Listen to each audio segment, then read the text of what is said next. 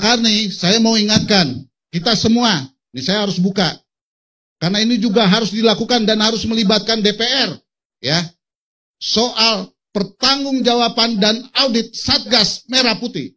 Karena ketuanya adalah Sambo. Kalau nggak salah malam ini udah dibubarkan. Bagus, tapi soalnya adalah pertanggungjawaban, jadi itu jangan pembubaran hampir sama dengan pengunduran diri. Audit minta pertanggungjawaban, senjata, orang, program, tindak pidana, jaringan. Karena Pak Karni, kalau dilihat cara mereka menghapus olah TKP dan memainkan lapor dan lain sebagainya, peluru bisa dikeluarin, rapat di lantai 3, kata Tempo, begitu. Ini uangnya luar biasa, ya. Dengan segala rasa hormat saya pada teman-teman pengacara nih, ya, rekan-rekan nih, karena saya juga pengurus advokat, saya harus hormat, begitu. Tapi ini semua orang yang dikelola begitu besar jaringannya.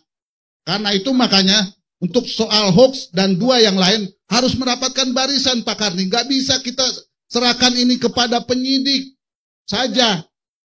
Diskresi penyidik nggak bisa, Pak Karni. Ini harus kita rapatkan barisan supaya kita tidak ditipu-tipu, tidak ditutup-tutupi, dan taruhannya adalah negara dan hidup kita. Tinggal kita tunggu kapan kita kena jadi korban. Saya tidak mau itu.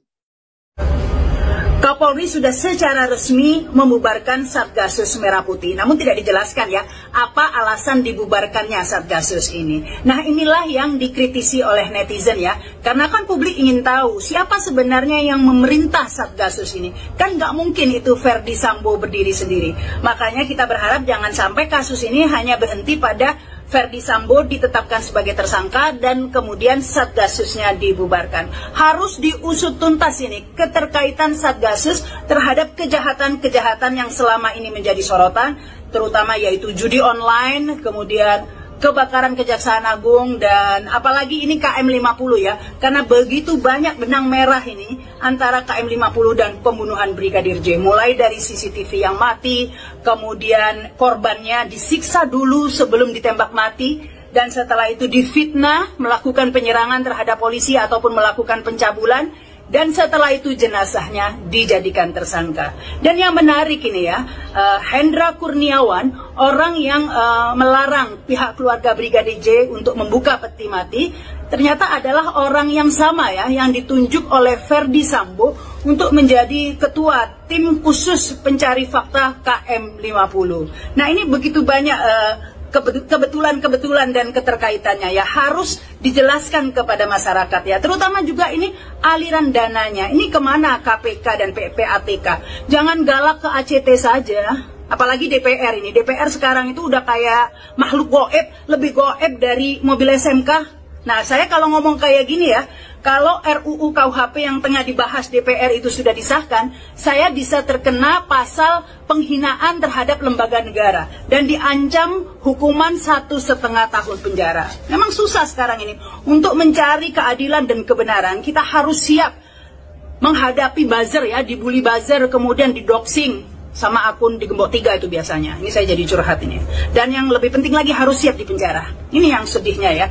Karena kalau dulu kita di SD, kita belajar bahwa kebebasan berpendapat itu dilindungi oleh UUD 45 pasal 28. Tapi kalau sekarang, kebebasan berpendapat itu diancam penjara. Nah, inilah ya. Nah, kembali ke masalah Satgasus ya. Saya percaya ya, meskipun DPR-nya itu goib ya, tapi saya percaya bahwa rakyat, netizen, mahasiswa nggak akan goib ya, mereka nggak akan bisa dibungkam ya. Apalagi kalau Satgasus ini hanya dibubarkan saja ya, tanpa ada pengusutan tentang kejahatan-kejahatannya, tanpa ada penjelasan, tanpa ada permintaan maaf. Lantas siapa yang bisa menjamin bahwa setelah ini tidak akan muncul Satgasus perjuangan?